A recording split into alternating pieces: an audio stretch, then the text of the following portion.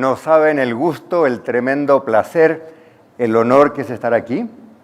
Felicitaciones a la Cámara por su aniversario. Gracias, Sebastián, a María Paz, al Consejo por haberme invitado. Y quiero además decir que las palabras de María Paz al final de su alocución me conmovieron. Yo fui el ministro de Hacienda de la primera presidenta en la historia de mi país, de Chile. Me siento doblemente honrado en estar aquí bajo la primera presidencia ejecutiva de una mujer en la Cámara. Gran honor y felicitaciones.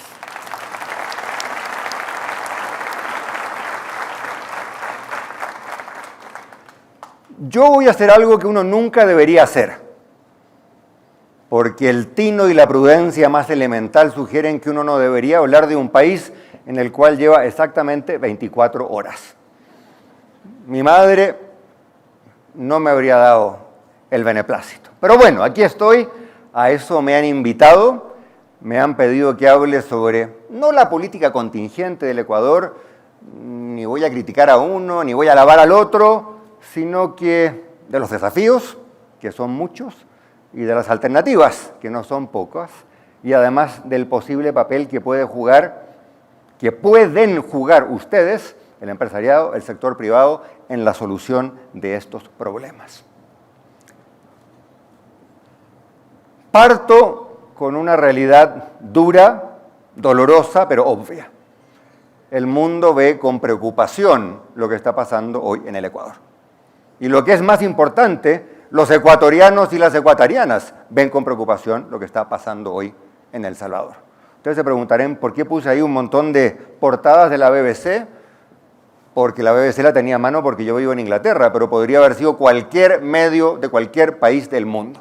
Y la gente contempla con preocupación como un país que históricamente fue tranquilo, fue pacífico, cae en la violencia, y como una democracia, ninguna democracia en el mundo es ejemplar, pero una democracia que ya lleva muchos años funcionando, se ve asediada, debilitada, no quiero decir que tambalea, pero que hay problemas, hay problemas.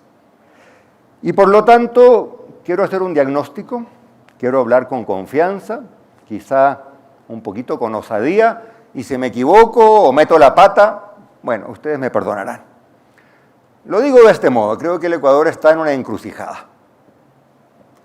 Pero hilemos un poquito más fino. ¿Qué tipo de encrucijada es? ¿Qué tipo de problema es? Y en especial, ¿qué diablos hacemos para salir de ahí? ¿Y qué papel le puede corresponder a quienes están en esta sala? Y para que la discusión no sea caótica, me atrevo a diagnosticar 4 problemas, que son más o menos los obvios, ¿no? Pero que de repente, si los vemos uno a uno, algo podemos aprender.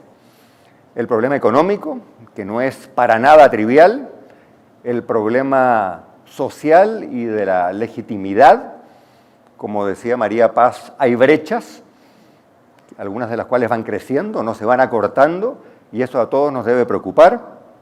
El problema de la seguridad, el gran elefante en esta habitación, y el problema de la política. Y voy a hacer mucho hincapié en la política. Yo soy un economista, ustedes son empresarios, y dirán, bueno, ¿qué diablos tiene que ver la política? Un mensaje que les quiero dejar esta noche con mucha fuerza es que si la política anda mal, todo anda mal. Y por lo tanto, la primera prioridad, creo yo, debe ser arreglar la política. ¿Por dónde van las soluciones? Bueno, por muchos lados.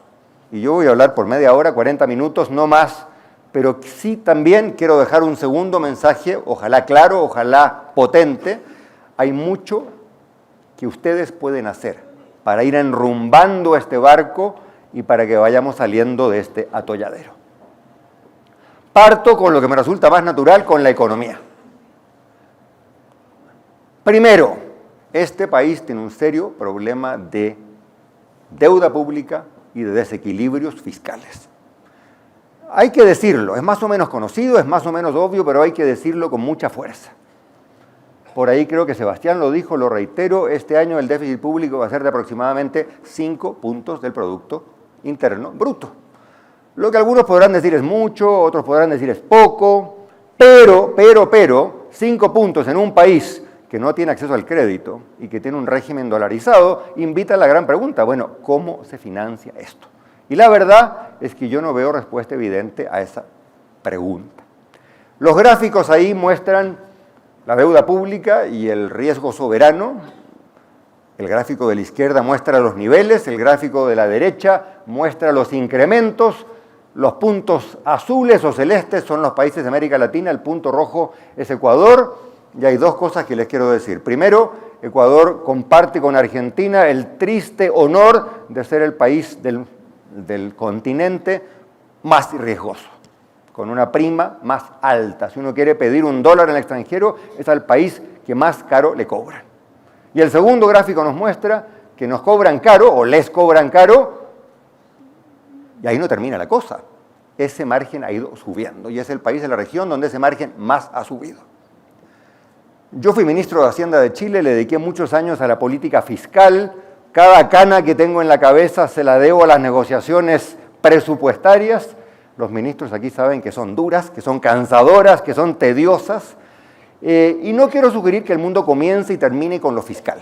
Yo sí que hay una acusación muy fácil que se formula que dicen, no, pero es que los economistas son fiscalistas y se preocupan de lo fiscal y dejan de lado lo social. Esa disyuntiva, damas y caballeros, es falsa. Porque ¿cuáles son los países de la región que menos crecen? Argentina y Venezuela. ¿Y dónde están los principales problemas fiscales de la región? En Argentina y en Venezuela. Y mientras nosotros aquí estamos reunidos, el peso argentino en las últimas 48 horas colapsa y colapsa y colapsa. Por lo tanto, sugerir que abordar lo fiscal hace imposible abordar lo social es una falsa disyuntiva.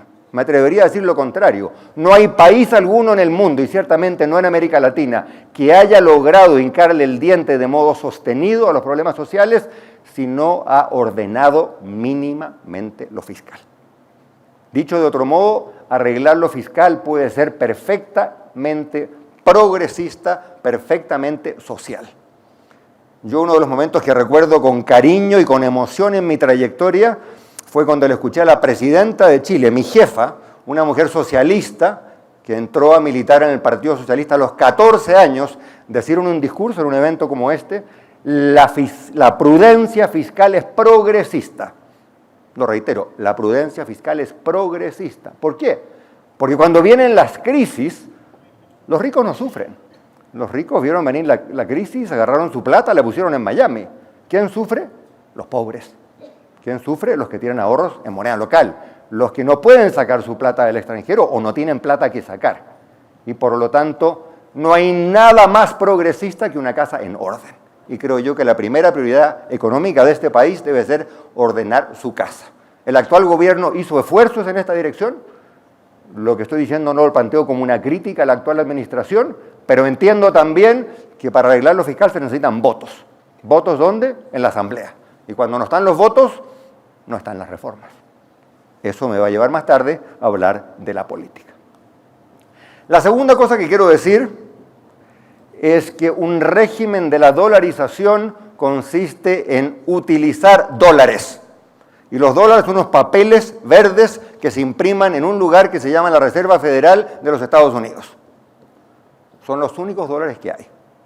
Inventar dólares ecuatorianos, dólares digitales, eso, damas y caballeros, se llama fantasía. Dicho de otro modo,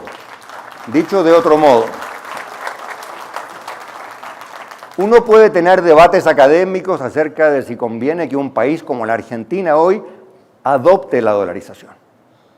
Y yo he escrito tratados al respecto y les puedo pasar papers repletos de ecuaciones de esos que ni siquiera mi madre ha leído. Pero un debate muy distinto es lo que pasa con un país que hace ya 23 años adoptó la dolarización. Y la pregunta es cómo son las experiencias de los países que abruptamente y por un mal manejo se han visto obligados a dejarla. El único país que lo ha hecho recientemente es Zimbabue, y les digo una cosa, ese no es un país que el Ecuador quiera imitar. Y por lo tanto, el que venga y diga, mire, yo tengo una fórmula mágica, voy a emitir un papel por acá, lo voy a redescontar por allá, y voilà, van a aparecer los dólares, eso para un cuento navideño está muy bien, para un cuento infantil está aún mejor, para el manejo de la hacienda pública eso no pasa de ser una fantasía. Y por lo tanto creo que es un camino que este país no debería transitar. Perdón, no estoy siendo cuidadoso con mis palabras, pero ustedes me han invitado a que hable con convicciones. Y eso es lo que espero hacer.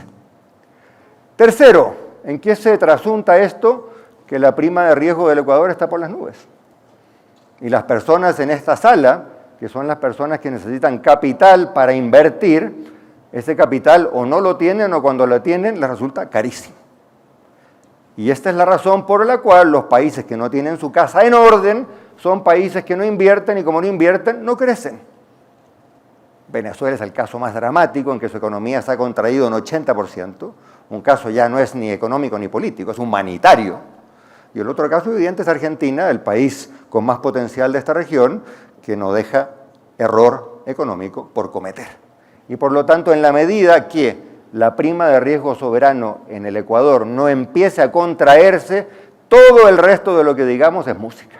Y por lo tanto, de nuevo, no hay una disyuntiva. Es que yo abordo lo fiscal y dejo de lado lo social, dejo de lado el crecimiento. No va a haber crecimiento mientras no haya inversión. Y no va a haber inversión mientras el crédito sea uno de los créditos más caros del mundo. Esto no es economía avanzada, no requiere un doctorado en física cuántica de MIT. Esto es economía de los hogares. Cuando la plata está muy cara, la gente no invierte. Cuando no hay inversión, los países no crecen. Es así de fácil, así de sencillo. Y por lo tanto, esto nos lleva a otra realidad que ustedes conocen. Creo que Sebastián lo dijo en sus palabras. La inversión extranjera en este país es mínima. Y la inversión extranjera importa por dos razones. Importa porque trae capital, trae dólares, pero más importante porque trae conocimiento, tecnología. La ganadora del concurso, Vanessa, a quien aprovecho también de felicitar, otra mujer, nos decía que a ella le apasiona la tecnología, el conocimiento, la innovación. Bueno, parte de la innovación se hace en casa, pero parte de la innovación viene de afuera. Cuando viene una empresa trae tecnología, trae conocimientos. Y si no vienen empresas de afuera, estos conocimientos no llegan. Y por lo tanto me haría yo la pregunta, ¿cómo hacemos para que la inversión de este país sea 3 puntos del PIB, 4 puntos del PIB que vienen del extranjero? Miren ustedes esa cifra. En Ecuador, en los últimos años, han entrado menos en promedio de 1 punto porcentual del PIB. En Panamá esa cifra es casi 7 puntos porcentuales del PIB. En mi país, con gobiernos de derecha, gobiernos de izquierda, con volatilidad política, protestas, lo que ustedes quieran, esa cifra anda en torno a 5,5 puntos del PIB. Digamos, uno puede tener muchos problemas y no resolver todos esos problemas en una noche, nadie piensa que se puede hacer, pero tener flujos de inversión extranjera, 3 puntos del PIB, 4 puntos del PIB, con uno, damas y caballeros, no llegamos a ninguna parte. Resultado, este país crece menos que el resto de la región. En alguna época crecía más que el resto de la región. Cuando la plata dulce llegaba, cuando los commodities estaban por las nubes, este país creció mucho. Pero en circunstancias de estrechez, al Ecuador le ha costado más crecer. Y por lo tanto, en los años recientes, Ecuador es la línea roja del gráfico de la izquierda, vemos que la caída con COVID fue muy abrupta y la recuperación ha sido más lenta. De nuevo, esto no se lo atribuyo a lo que hizo o dejó de hacer ningún gobierno en particular. Es un problema estructural. El problema de la deuda y el problema de la fragilidad fiscal en el Ecuador no partió ayer. Al revés, tiene ya décadas. Y por lo tanto me parece que no es un asunto que debamos discutir echándole la culpa a uno o al otro. Es un problema que requiere un pacto nacional, un nuevo enfoque. Y mientras eso no ocurra, vaya que nos va a costar crecer, tal como ese gráfico lo indica. Pero no quiero terminar la parte de la economía sin decir una cosa que me parece muy importante, además, para darle un toque de optimismo a esto, ¿no? Así como las exportaciones petroleras se han estancado, las exportaciones no petroleras vienen muy bien. Y esto no es poca cosa, esto es mucha cosa. Entre otras razones, porque muchos de los otros países de la región que han sido, entre comillas, algo más exitosos, pienso en Colombia, pienso en Perú, pienso en Uruguay, pienso en Chile, es aquí precisamente donde les ha costado avanzar.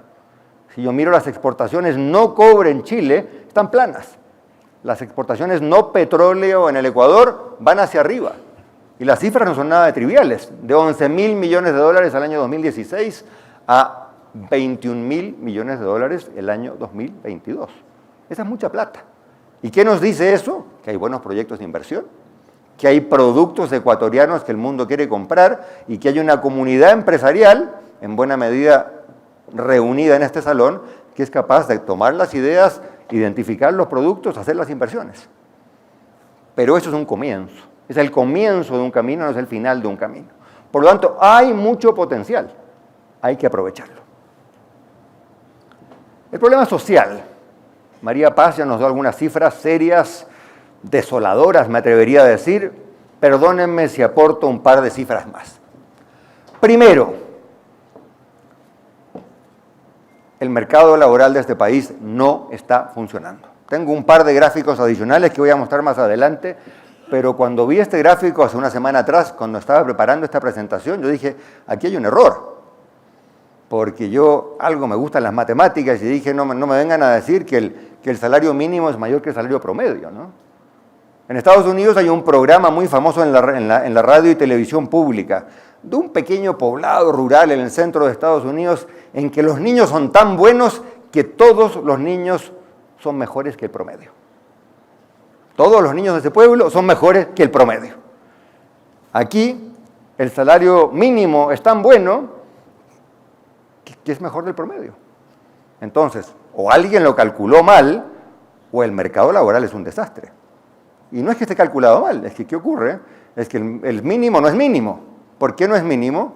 Porque más de la mitad de las personas en este país no tienen un contrato de trabajo formal y por lo tanto no están sujetos al mínimo. Y el mínimo pasa a ser una suerte de fantasía, respecto de la cual cuando se incrementa la gente se pone muy contento y el político de turno se saca una foto. Pero seamos muy francos, no es un salario mínimo de verdad.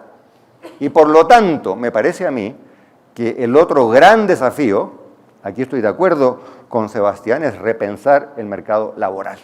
Voy a volver este tema hacia el final, porque tiene implicancias económicas, pero también implicancias políticas que me parecen muy importantes.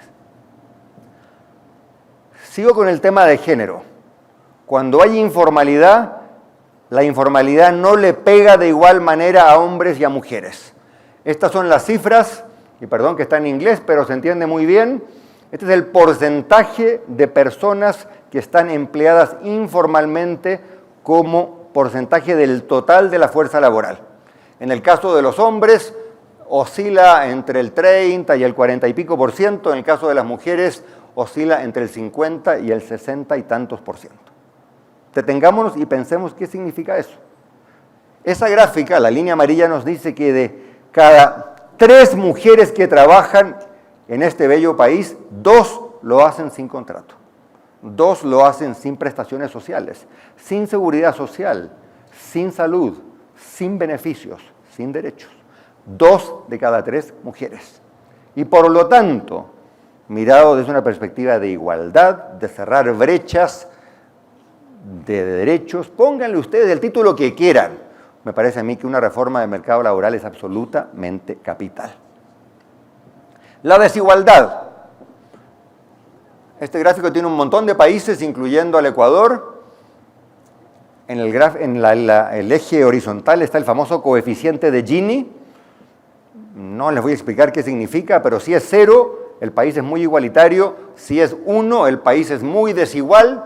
El país más desigual de esta muestra es Colombia, donde el Gini anda por 0.55, o 55% si lo quieren decir así. Colombia está entre los países más desiguales del mundo. Al otro extremo está Eslovenia, Ucrania, Dinamarca, Finlandia, Suecia, donde el Gini anda entre 0.25 y 0.3. ¿Dónde está el Ecuador?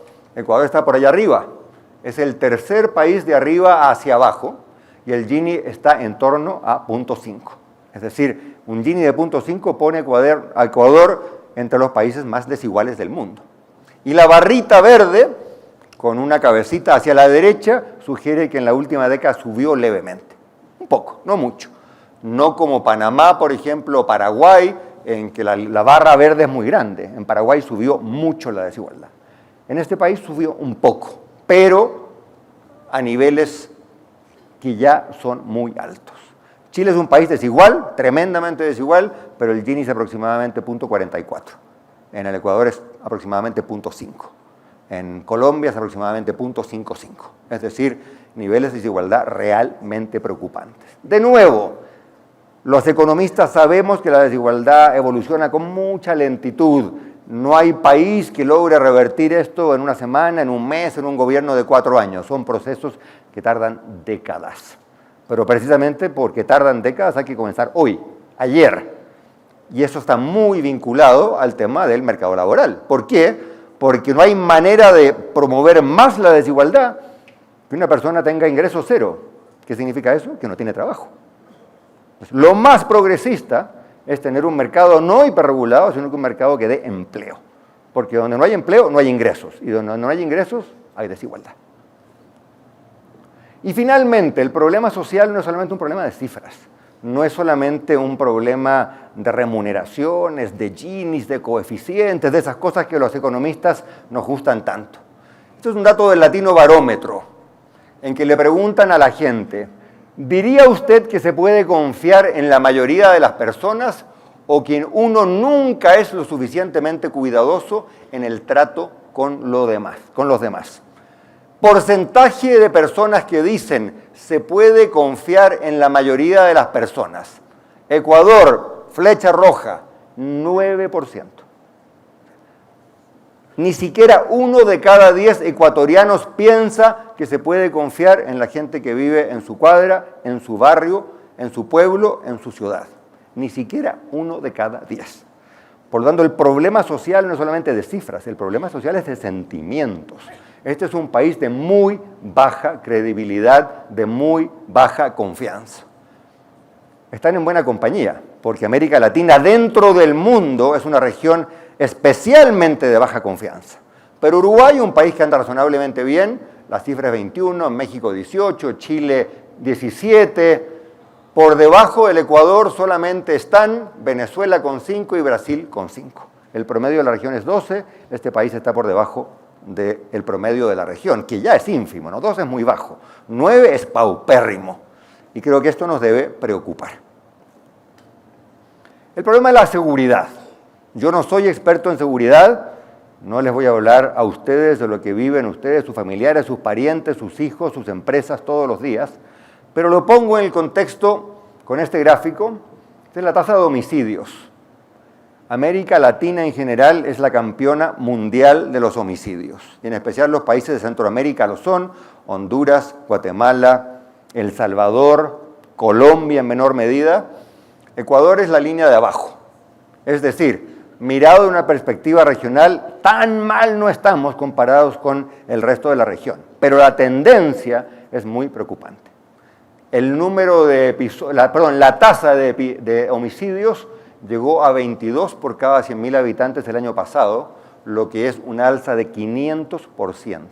Un alza de 500% desde el año 2016. Entonces, el nivel del cual se parte no es malo, tú decías, es un país que históricamente fue un país razonablemente tranquilo. Esta no es una invención, aquí está la cifra, comparado con Colombia, con Honduras, con El Salvador, pudo haber puesto a Guatemala, pudo haber puesto a Brasil, pudo haber puesto a Venezuela. Todos son países que están sustancialmente sobre el Ecuador. Esa es la buena noticia. La mala noticia es que el Ecuador va derecho a pillarlos, va derecho a alcanzarlos, porque la tasa sube y sube y sube. Y por supuesto que la inseguridad lo corroe todo. Corroe los negocios. Si la gente no sale de su casa, bueno, los servicios, los restaurantes, los bares sufren, el costo de hacer negocios, tú lo decías, se va a las nubes, la inversión se resiente, especialmente la extranjera, se estimula la salida de capitales, la emigración, se va la gente, las instituciones se atemorizan, se degradan, el Estado se debilita, en fin. Y esto puede tener consecuencias muy serias en lo político. Y en esto me detengo un momento. Hay muchos tipos de populismo en este mundo. El populismo es otra invención de América Latina. Creo que no nos dan el crédito que nos merecemos. El populismo lo inventamos aquí. Lo inventó Perón, lo inventó Vargas en Brasil, lo inventó Cárdenas en México, Ibáñez en Chile, hace ya un siglo. Cuando nos hablan de exportaciones latinoamericanas no tradicionales, el populismo es nuestra exportación más exitosa. que el banano, los camarones, los hidrocarburos, el populismo es nuestro gran producto. Cuando yo le hablo a audiencias en Estados Unidos, ustedes saben que Trump se hizo famoso en Estados Unidos porque trabajaba en un programa que se llamaba, ¿cómo se llamaba?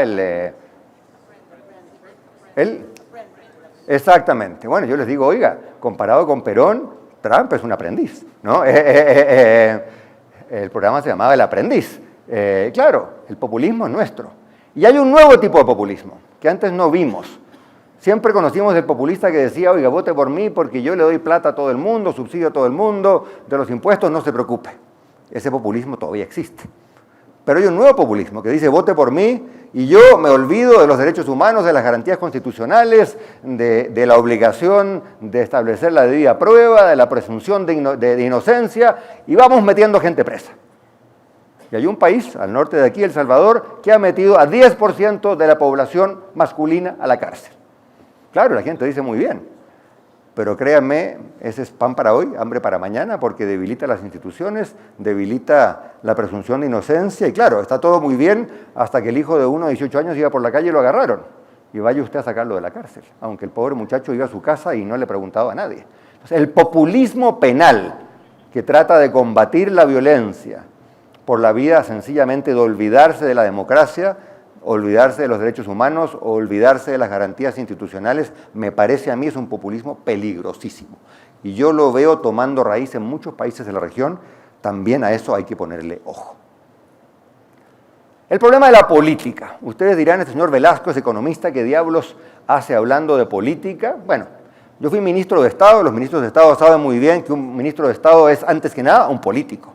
La responsabilidad de uno es política. Además, fui candidato 2 veces, una de ellas a la presidencia de mi país, y tengo un récord inmaculado. Cada vez que he sido candidato, he perdido. Por lo tanto, de política yo sé, y puedo hablar con mucha soltura. Hablemos un poquito de política en el Ecuador. Esto de nuevo es el Latino Barómetro. Le preguntan a la gente, voy a leer la pregunta exacta.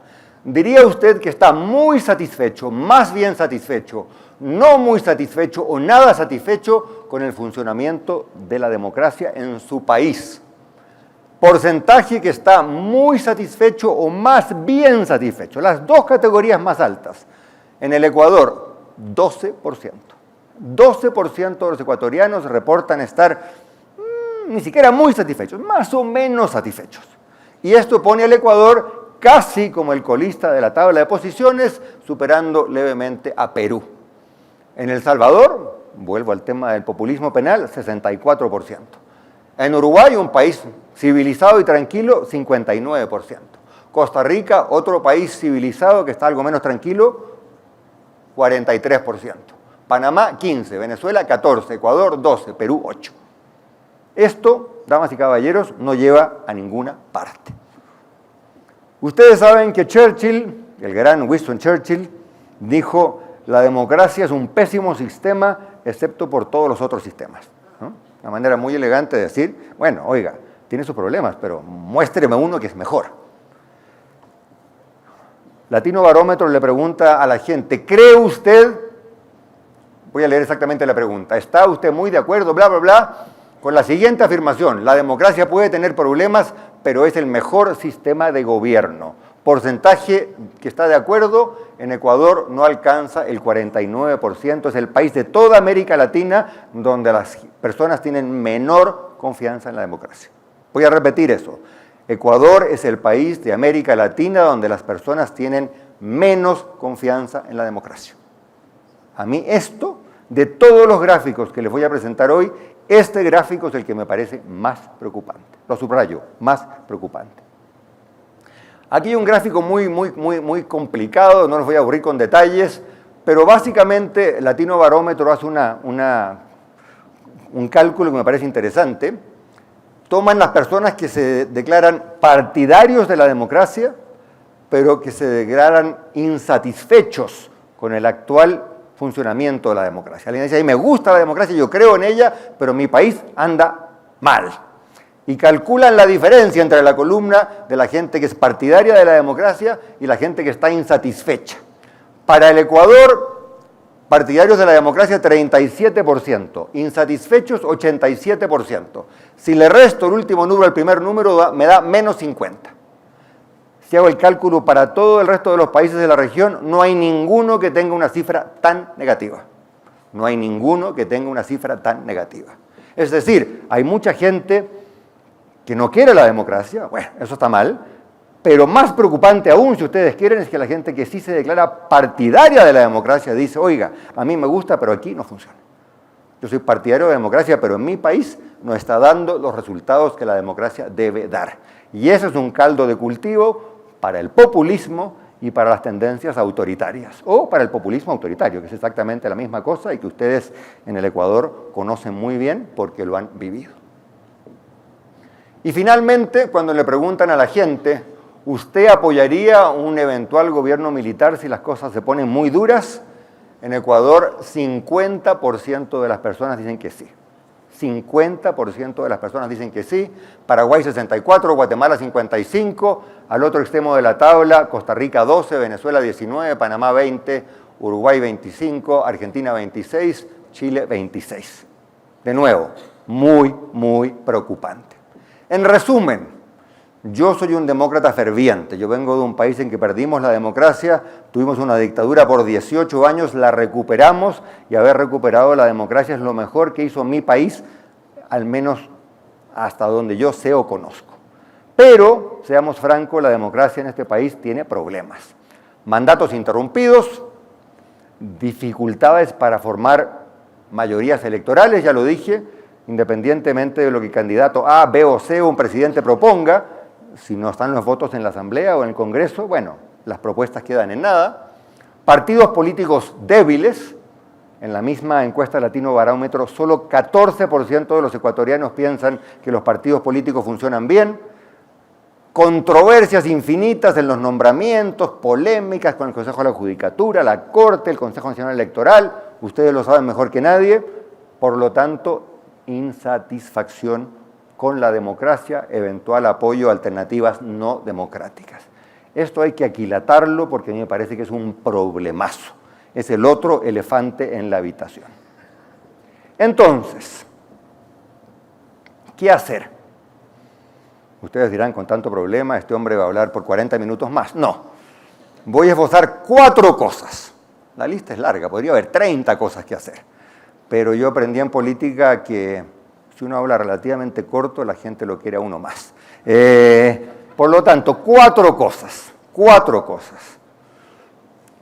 Yo trabajaba siempre en hacerle el discurso a la presidenta para el aniversario en Chile y tenía que recoger los insumos de todos los ministerios. Y todos los ministerios, por supuesto, pensaban que lo que ellos tenían que decir era lo más importante, ¿no?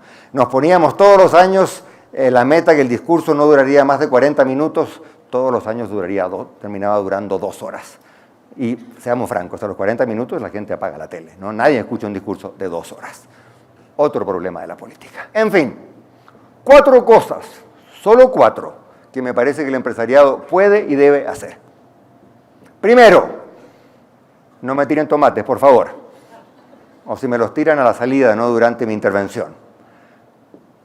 Damas y caballeros, van a tener que pagar más impuestos.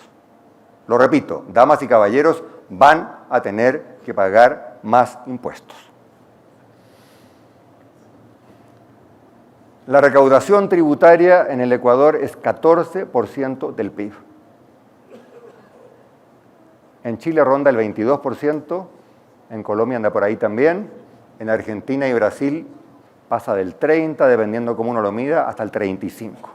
Aquí está la evolución de la recaudación en Ecuador, la recaudación de América Latina y el Caribe, la barra celeste es Ecuador, la barra negra es el continente.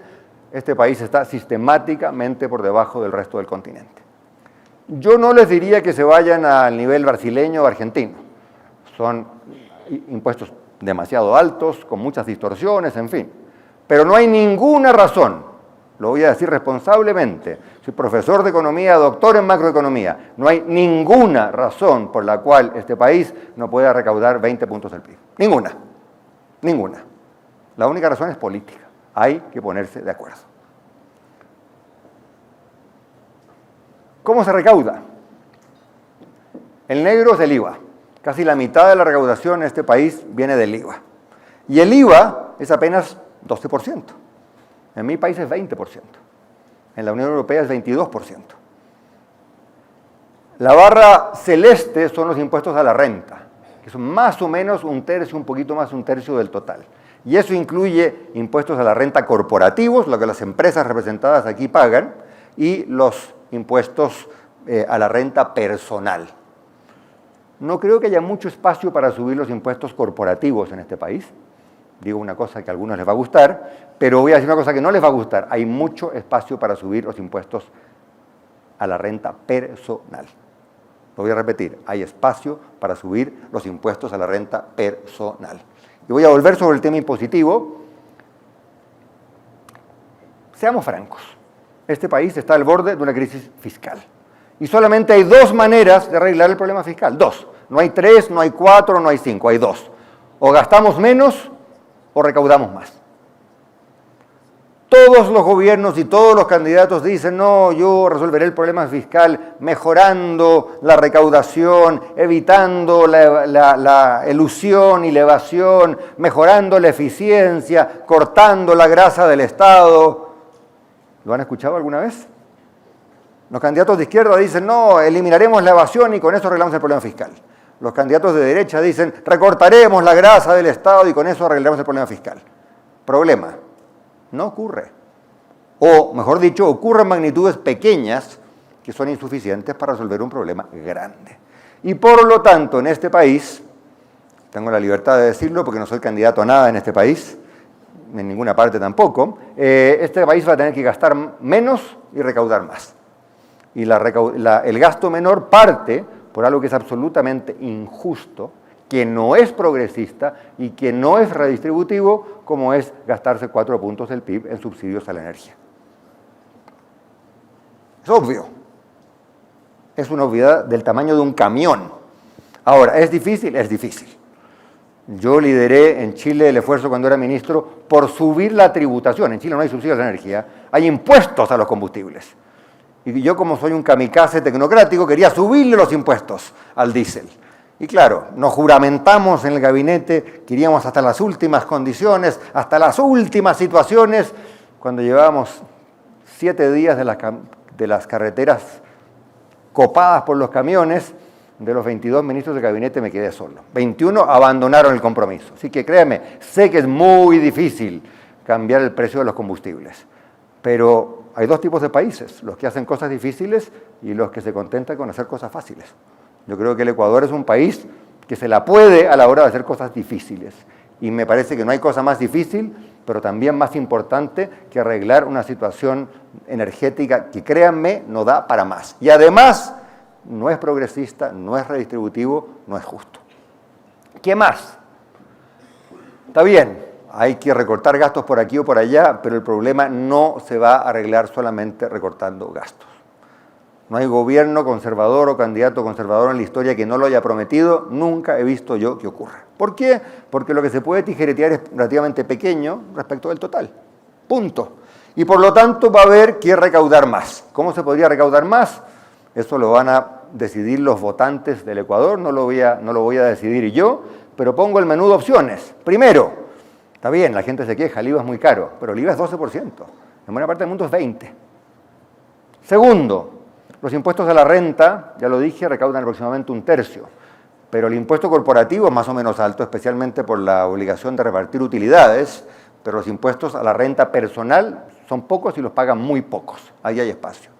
También hay espacio, y aquí voy a decir una cosa que no le va a gustar a nadie, pero lo voy a decir igual, los impuestos a la propiedad en este país son bajísimos. Si uno compra un departamento en Estados Unidos, la primera cosa que le dice a uno el corredor es, oiga, ojo, que la tributación de esta casa o de este inmueble es altísima.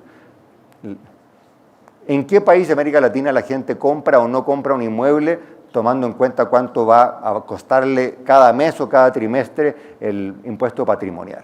Nadie. ¿Por qué? Porque los impuestos patrimoniales en nuestra región son muy bajos.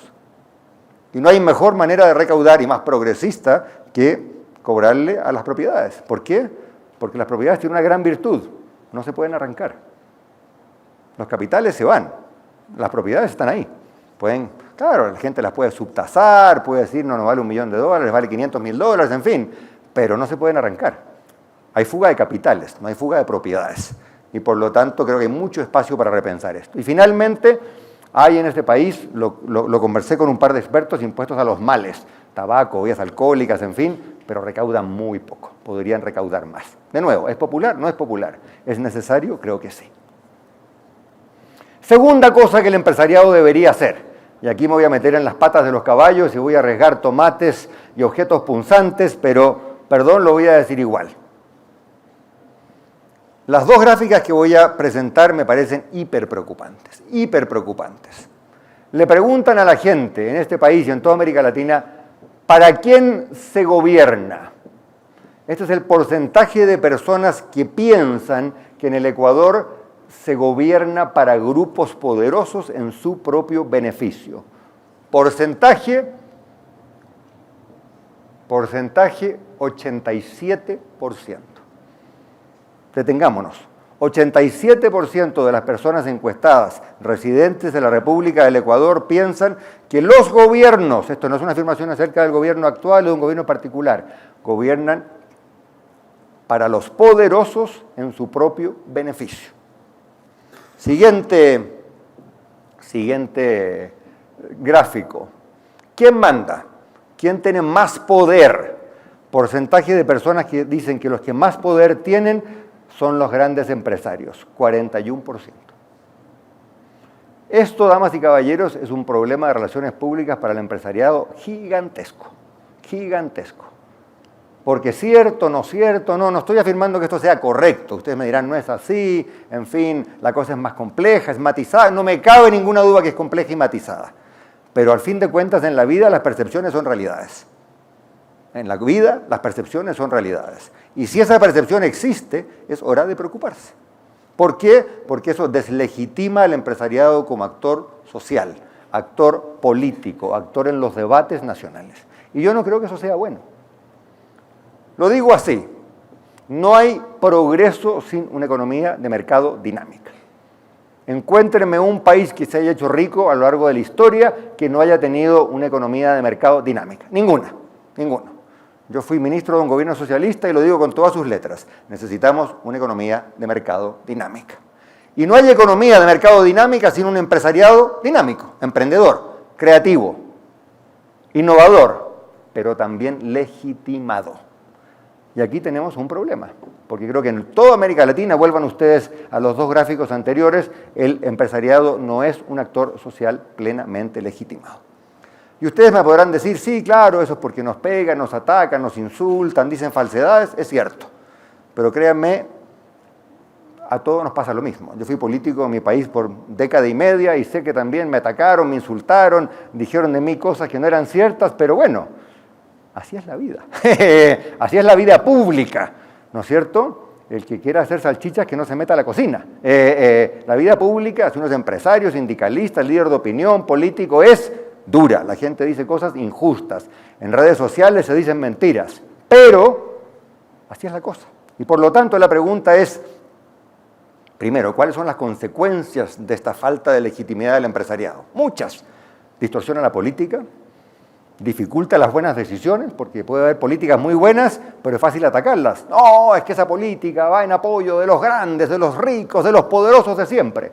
¿Es una buena política? No importa. Si yo le pongo esa etiqueta, la mato políticamente. Y tercero, dificulta la colaboración pública-privada. Cuando yo hablaba hace poco rato de fortalecer ese crecimiento tan potente de las exportaciones no petroleras, eso requiere colaboración pública-privada. Que los sectores líderes, nuevos exportadores, le digan al gobierno, oiga, yo no le pido subsidios, pero arrégleme ese camino, mejóreme el puerto, certifíqueme la calidad de mi exportación, ayúdeme a entrenar trabajadores que sepan más computación, más inglés, más chino. Eso se llama colaboración pública-privada. Pero para que esa colaboración sea efectiva, bueno, la gente debe poder sentarse en la misma mesa. Y si la contraparte no es legítima, no es popular, tenemos un problema. ¿Qué hacer? ¿Cómo transformar al sector privado en un actor legítimo? Voy a leer lo que se me ocurrió, a ustedes se les van a ocurrir cosas mejores. Primero, está pagando todos los impuestos que puede y debe, ya hablé de eso. Segundo, ¿está el sector privado debidamente comprometido con la transición verde? Probablemente todos ustedes tienen hijos, muchos de ustedes tienen hijos, yo también. No hay tema más movilizador para la juventud que la transición energética, que la economía verde. Y cuando ven que los padres, las madres, las empresas no se lo toman en serio, eso es un factor tremendo de falta de legitimidad. ¿Siguen las empresas las mejores prácticas laborales, incluyendo la no discriminación por género, por raza, por origen étnico? ¿Es la empresa una empresa que tenga el compromiso férreo, fuerte, potente con cerrar brechas? ¿Es la legislación antimonopolios en este país lo debidamente rigurosa, tiene colmillos? ¿Es la legislación derechos del consumidor lo suficientemente rigurosa? Ustedes me dirán, bueno, ¿y a quién le importa todo esto? Son reflexiones académicas. Me detenga 30 segundos, a riesgo de que el pito suene de nuevo, para... Les cuento un poco de la experiencia de Chile. En Chile, como ustedes saben, hubo un tremendo estallido social a fines del año 19. Salió la gente a la calle, hubo vandalismo, hubo violencia, se quemaron 12 líneas de metros. Yo me la tomé en la personal porque yo como ministro había financiado la mitad de ellas. Se quemaron 12 líneas de metro. Santiago tenía el mejor sistema de transporte público subterráneo de América Latina. Habíamos gastado decenas de miles de millones de dólares y los vándalos quemaron 12 estaciones de metro. Créanme, quemar una estación de metro no es fácil. Son de concreto, de acero, de vidrio. Los invito a que traten de quemar una. No basta con tirar un fósforo. Bueno, ¿por qué pasó esto? Hay una cierta narrativa que dice que el país se estaba volviendo más desigual y como el país se estaba volviendo más desigual, la gente salió a la calle. Esa narrativa suena muy bien, pero hay un problema, que todas las cifras dicen lo contrario, que el país se está volviendo más igual y por lo tanto la gente no salió a la calle porque la distribución de los ingresos estaba mejorando. Pero sí hay una serie de cosas que a la gente la irritaban, la indignaban. Y esto lo sabemos porque hay encuestas, hay focus grupos, hay trabajos sociológicos, estadísticos, etc. Una cosa que a la gente le indigna es sentir que no recibe un buen trato de parte de las empresas. En Chile ya hay casi un chiste. Yo tengo una cuenta telefónica, en la cuenta telefónica me llega a fin de mes, hay 5 cargos por llamados a Hong Kong que yo nunca hice. Vayan ustedes a conseguir que me saquen esos 5 cargos de la cuenta. Pasar años. Otra cosa que a la gente la indigna.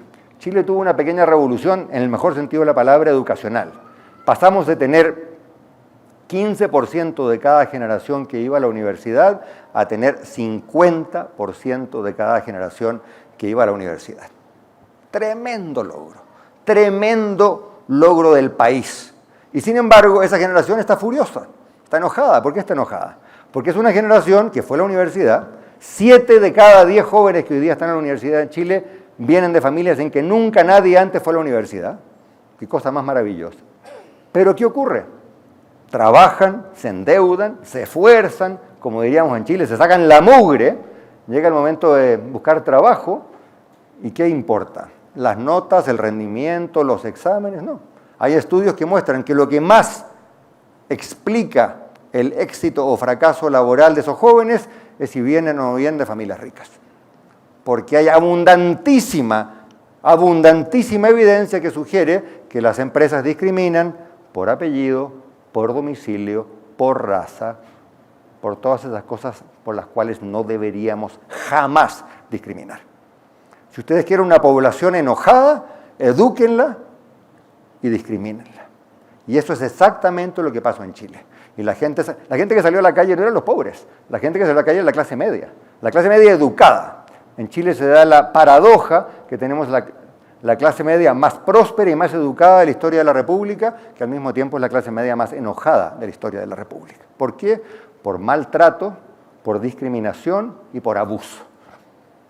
Maltrato, discriminación y abuso. Entonces yo les preguntaría a ustedes, ¿cómo hacemos para que en Ecuador, en la medida que el país va progresando, la gente sienta que el empresariado está de su lado, no del otro lado? Para eso hay que combatir el maltrato, la discriminación y el abuso. Creo que eso es lo que va a ayudar a que el empresariado sea, como dice ahí la lámina, un legítimo actor social. Y finalmente, esto ya se dijo antes, así que lo voy a decir con cierta rapidez, me parece, no es finalmente, me quedan 2. El mercado laboral, otra gráfica que muestra lo mismo. La línea amarilla, porcentaje de personas empleadas informalmente, casi 53%, con empleos formales y adecuados, 35%. Esto es un drama, es un dramón. Está bien, ustedes me dirán, esto ocurre en Bolivia, ocurre en Perú, ocurre en Colombia, cierto, pero no ocurre tanto y va a la baja, aquí va al alza, y eso debe preocuparnos.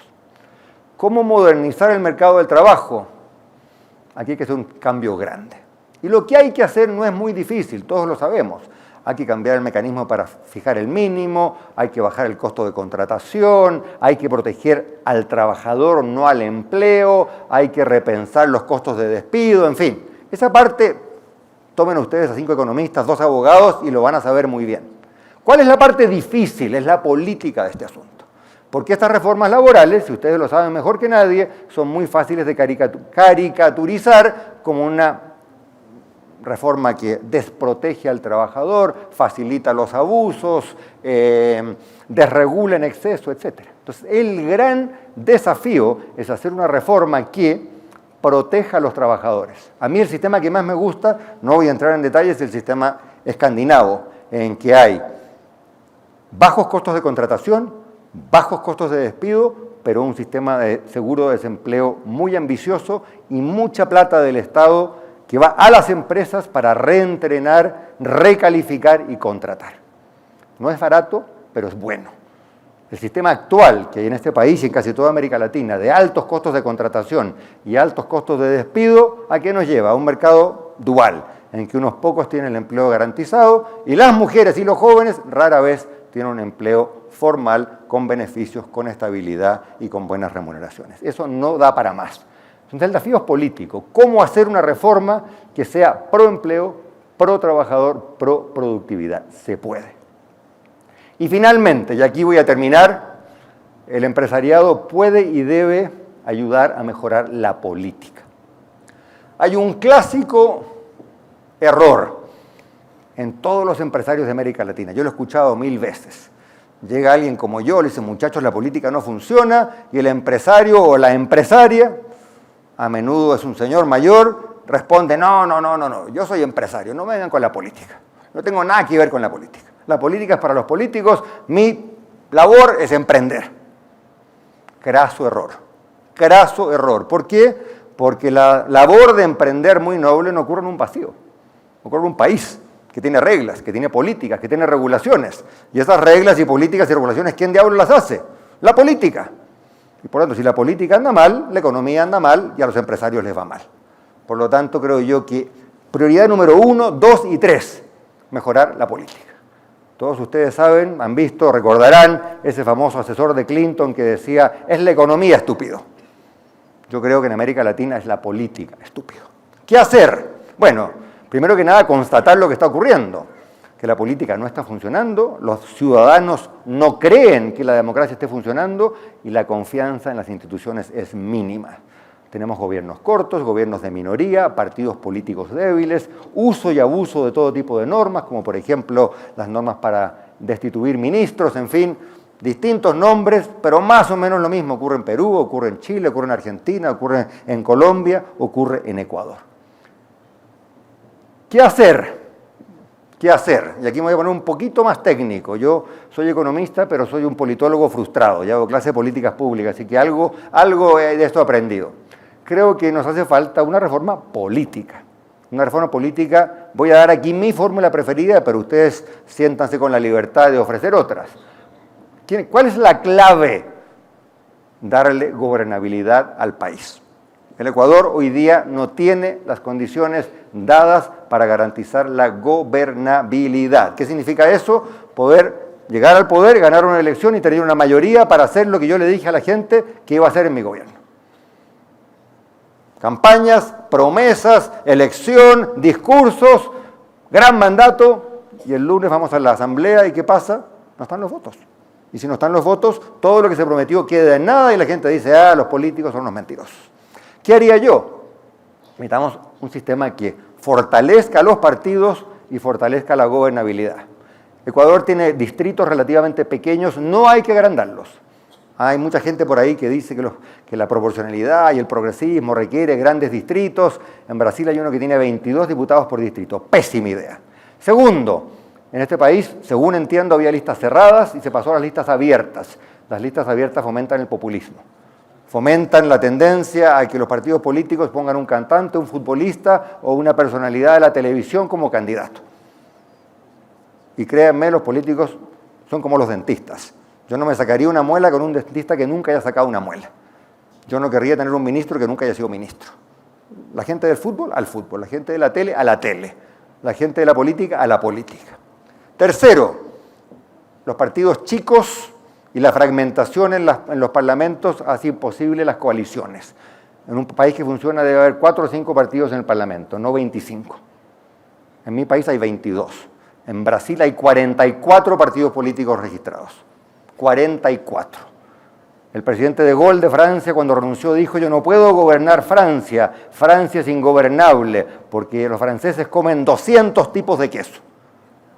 Yo les diría, un país es ingobernable cuando hay 44 partidos políticos. Debería haber 4, 5, 6. El umbral para entrar al Congreso debe ser alto. Para que los gobiernos tengan mayoría hay que pensar cuándo se elige el Parlamento. A mí me gusta la fórmula francesa, en que se elige junto con la segunda vuelta, o en el caso de Francia, después de la segunda vuelta. De modo que uno sepa quién va a gobernar y le doy mi apoyo o no le doy mi apoyo a quién va a gobernar, para que tenga una mayoría para hacerlo. Crear un sistema que garantice la paridad de género. En Ecuador hay un sistema pero no funciona. ¿Por qué? Porque como la lista es abierta, ganan los más famosos y los más famosos muchas veces suelen ser hombres. Y por lo tanto no tenemos un mecanismo de paridad de género efectivo. Un sistema de financiamiento creíble de la política. No hay cosa que corroba más la política que la percepción de que algunos llegan con un saco de efectivo. Y finalmente, si los partidos van a ser más fuertes, deben ser más democráticos. Mejorar la rendición de cuentas y la democracia interna de los partidos. ¿Es esto una panacea? No, no es una panacea. Pero créanme, si no hacemos un esfuerzo por darle a la política un cauce institucional, ¿qué va a pasar? Vamos a seguir con el descrédito de la democracia. Y el descrédito de la democracia termina con el fin de la democracia. Y eso es lo que no queremos para el Ecuador, eso es lo que no queremos para América Latina. Por lo tanto, termino con esta pregunta. ¿Puede el sector privado ayudar a concretar estos cambios? Creo yo, no solamente que puede, creo que debe. Mencioné 4, en realidad son como 10 o 12 los asuntos prioritarios, pero yo me declararía contento si en estos minutos en que he abusado de la paciencia de todos ustedes, dejo al menos estas 4 ideas instaladas que a mí me parecen para el Ecuador indispensables, urgentes, prioritarias y respecto de las cuales todos ustedes pueden aportar muchísimo. Muchas gracias.